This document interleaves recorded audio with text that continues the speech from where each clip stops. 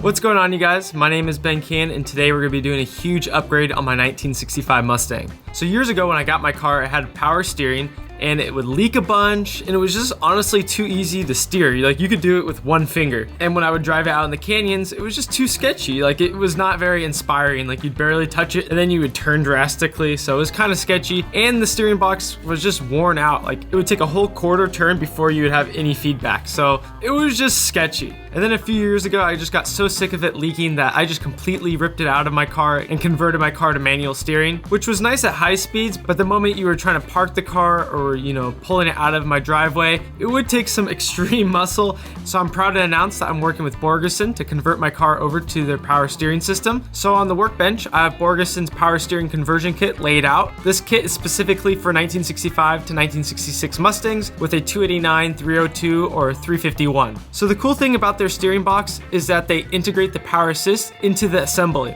So this eliminates the whole need for the power steering control valve and the slave cylinder that you would find on the stock power steering system. These things are notorious for leaking and just providing a vague and overboosted steering feel. So of course this kit includes the power steering box, the Saginaw power steering pump, the steering shaft, the power steering hoses, and a bunch of other little components to make this thing all work. So one thing that didn't come with the kit was the U-joint, which I'll be replacing the rag joint with. So the U-joint will provide a solid, more precise feel to the steering system, and there's just less things to go wrong. So the one downside of using a U-joint is I guess it could be a lot more noisy. I guess all the hydraulic noise can come from the steering box up the steering shaft, and you can actually hear it whenever you turn. So that's why people prefer rag joints, because it suppresses the sound. I guess we'll see what happens, but I want to try the U-joint first. Another thing not included in the kit is the Equaizer Bar. So this Equaizer Bar is actually made by Borgeson, and it's made to fit with the new steering box, and it honestly looks just a lot more robust and strong. And it's pretty common for the stock Equaizer Bar to slightly bend and over time, cause inconsistent feel with the clutch pedal. So I'm hoping that this new Equaizer Bar will be stronger and will not bend over time. Another cool thing about this Equaizer Bar is that it has a Zerk fitting, so you can grease and service it.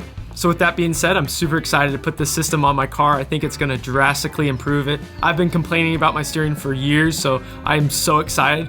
I'll leave all the part numbers down below, and huge shout out to Borgeson for making this happen. I'm so stoked and thankful. So let's get to it. Let's bring the car into the backyard and get to work.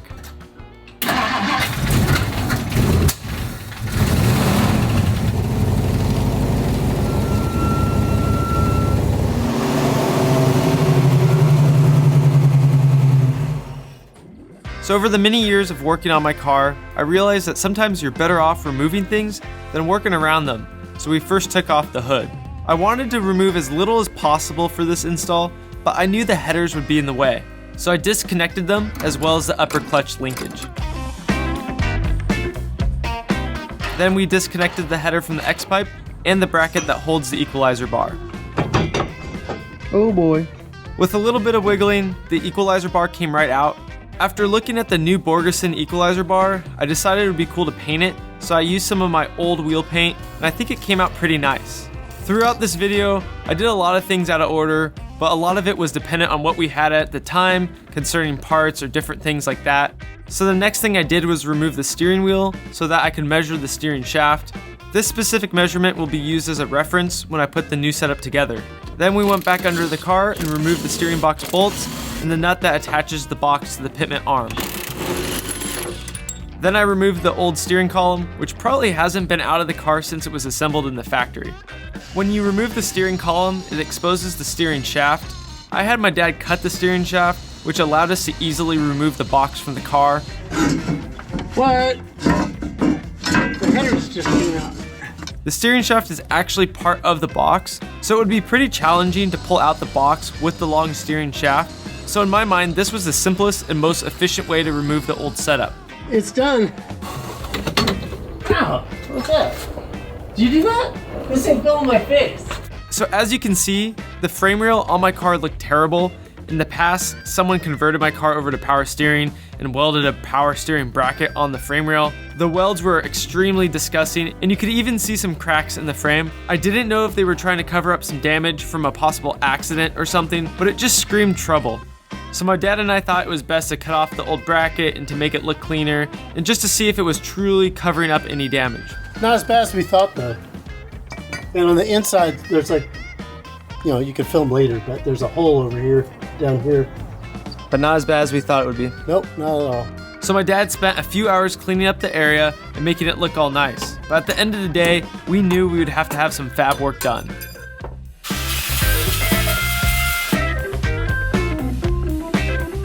Then we tried to remove the pitment arm from the steering box. We used some random tool from my dad, which was ridiculous and didn't really work. In retrospect, we should have just run down to the store and bought a pitment arm remover, but I was being stubborn. All right, guys, after probably 3 hours in total hitting this thing, I think we finally got the pitment arm to pop off. Yep. Oh, this thing's probably been in the car many, many decades. That was a lot of work. So I don't know what got into myself, but I think I just spent like 4 hours sanding down my headers. They're just so gross and, you know, rusty. It's not a perfect job, but I got it down pretty good. You know, I figured that I shouldn't go perfect because hopefully I'll be getting a new engine one day and we'll just put on new headers. But for now, I think this will come out pretty cool.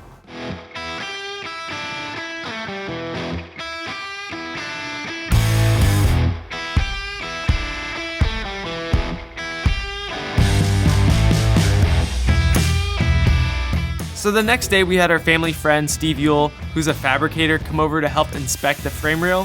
He decided it was best to just cut out a section of the metal rather than try to make the old metal work.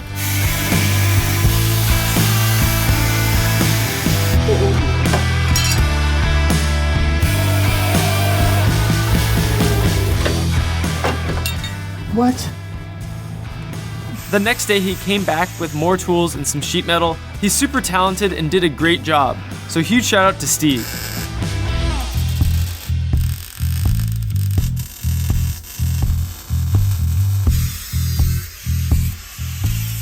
Check this out, you guys. Steve did so good. Look, he even included a lip onto it to make it look factory. Honestly, it looks so good. I'm so stoked. So huge shout out to Steve. With everything out, my dad and I thought it would be a great time to paint the whole area where the steering box goes, as well as the repaired frame rail. I'm honestly so happy. The frame rail looks almost completely stock. After doing the driver's side headers, I couldn't help but notice how bad the passenger side headers were, so once again, I spent many hours sanding it down. I had no intention of doing a perfect job. I just wanted to remove the rust, so I threw it up on the tree and painted it. I also thought throwing on some new paint on the Equaizer Bar bracket would be nice, so I did that as well. So then I mocked up the steering column with the new setup, which I knew obviously wouldn't work, but I wanted to just see how everything fit together, so I did my measurements and realized I needed to cut down the column. And fortunately, we were able to borrow a chop saw from our family friend Darren, which cut the column perfectly.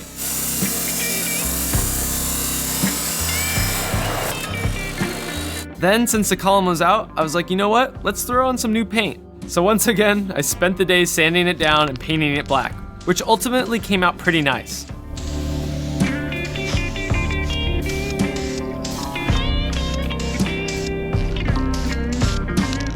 As you can see, I put in a new firewall bracket to help secure the column. I didn't show it in the video, but I had to modify the hole to make it bigger so that the steering column didn't rub on it. There's also a hose clamp that goes around the bracket that I'll put in once the column is back in the car. And once again, getting ahead of myself and out of order, I decided to put on the new power steering pump. After ensuring everything was correct length, we took a Dremel and flattened down some of the teeth on the steering box so that the set screw would have a flat spot to connect to. I don't know if it's necessary, but we threw on a little bit of Loctite on the set screw. I just don't want things falling apart when I'm driving down a canyon road. And just like the steering box, we used the Dremel on the steering shaft to repeat the same process. I also bought a new rebuild kit for the Equaizer Bar since the old parts were worn out. Then we put the box back into the car and realized we needed to put the header in first, so we secured the header in place and then put the box back in. It's basically just a big puzzle. Eventually we got everything where we wanted, which allowed us to bolt in the steering box, as well as installing the rest of the Equaizer rebuild kit. Before putting in the new Equaizer Bar, we filled it up to the brim with grease. Then we put it back into the car, which was pretty tricky. It was all a bunch of finagling and using different types of angles, but basically we had to leave the header and steering box loose to allow for some movement. Then I decided to buy a steering column bearing from Mustang Steve, which was recommended on the vintage Mustang forums. I guess it adds some additional support at the bottom of the steering column. And then it was time to hook up the steering shaft to the steering box. Once that was secured, I slid over the freshly painted steering column and bolted everything together. When I took off the steering column, I had to cut all the wires, which was not fun because I had to solder all of them back together, which honestly took a long time to do. After that, I threw on the steering wheel and tried to center the box to my best ability. Then it was time to put on the new gaskets on the header, and I decided to use the brand Remflex because they're entirely made out of graphite and they like to mold to the imperfections with whatever they're compressed with. I've had really good experience with them in the past, so it was a no-brainer. Although I wish I could properly torque them down, but I was unable to because Mustang engine bays are pretty tight. And then since we were taking all the time to make everything perfect, I decided to put on all my Stage 8 locking header bolts. I had a couple on before, but we basically spent a whole day making sure they were installed properly. Then we went underneath the car and hooked up the headers to the X-pipe, and since there was more room down there, we were able to torque them properly. Then I decided to connect the pitman arm to the steering box, but unfortunately I installed it a little off, so I ruined some of the teeth. And of course, I got it stuck on the steering box. So I finally just decided to buy a pitman arm puller, and it came off instantly. So the moral of the story is just go down to the store and buy the proper tools so that it will save you hours of frustration. So after ruining the pitman arm, I ordered another pitman arm from Mustangs Etc. that was still in good condition, and I painted it silver just like the Equaizer Bar. I also got a new bushing for my idler arm because it was pretty worn out. I then slid on the new pitman arm and connected the rest of the center link to the steering linkage.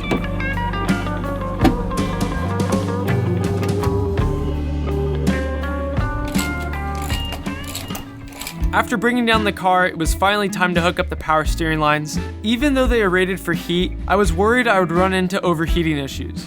I like taking my car out in the canyons, and I like driving my car hard, so I bought some cool heat shielding from DEI. Additionally, I also decided to use a 4-pass power steering cooler. We then centered the power steering cooler in front of the radiator and drilled holes for the power steering lines.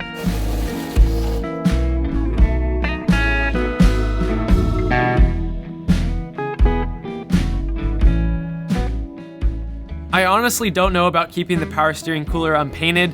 I think I'm going to paint it black, but I just wanted to get my car on the road, so we just decided to keep it as it came in the mail. I then went down to the store and bought a new belt for the power steering pump, and then I filled it up with some royal purple power steering fluid. I've also been roasted in the past couple of years about how bad my lug nuts are, so when I was at O'Reilly's, I bought a bunch of new lug nuts and threw those on the car, and it actually surprisingly made my wheels look a lot better. And after many weeks, my car was finally ready to be driven. We decided to push my car into the driveway where there's better ventilation because I wanted to heat cycle my headers, which VHT recommends. For the high temp paint to cure, you have to heat cycle them 3 times. As you can see, it came out pretty cool looking. It all looks very simple, but it took a long time. Nothing was rocket science, it was all pretty simple. However, I always like doing things the correct way, even if it takes longer. I always approach my installs on my car with a long-term mindset, so it took some time, but I'm happy with how it came out. So huge shout out to my dad. He spent a long time helping me with this. We were out in the backyard in the extreme heat for days. What am I saying? For weeks. It's been quite the project. Then we took the car down to a local shop and got it aligned because the alignment was off before the install and because Borgeson recommends you get the car aligned after doing the whole install. Alright guys, let's go for a little bit of a drive. This is going to be very easy compared to manual steering.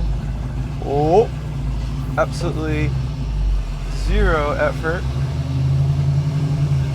But yeah, let me show you guys the turning radius. So we'll just do this all with one hand. Look at that.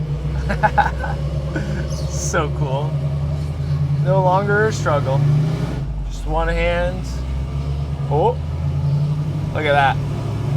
So cool.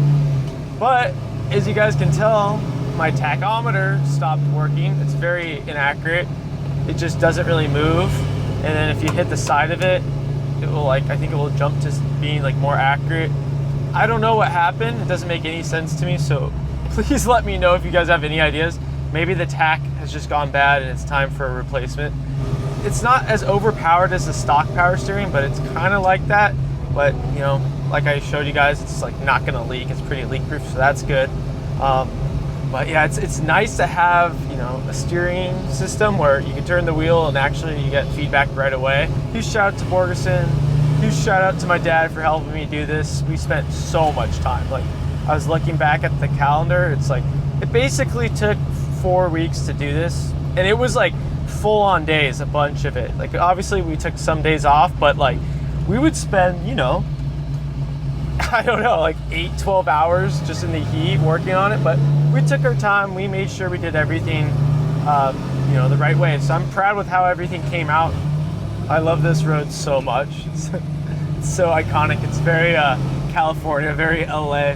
The funny part is, like, we just have to listen to my engine by ear. I don't know when to shift. The tachometer doesn't work.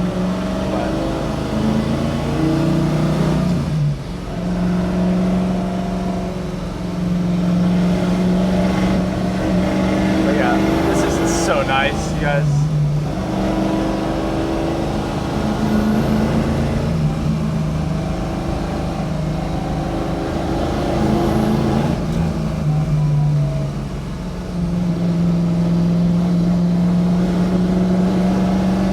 Like, I could probably go so much faster now with the steering setup. We're just cruising right now, but it's just so nice, you guys.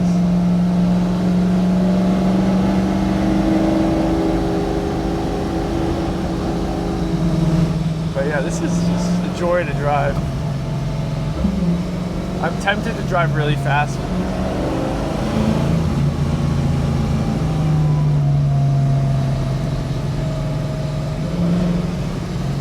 I need new seats. I'm sliding around right now. But yeah, check out this view, you guys. You can't beat this. This is back in high school. This is where like people would hang out at night and stuff.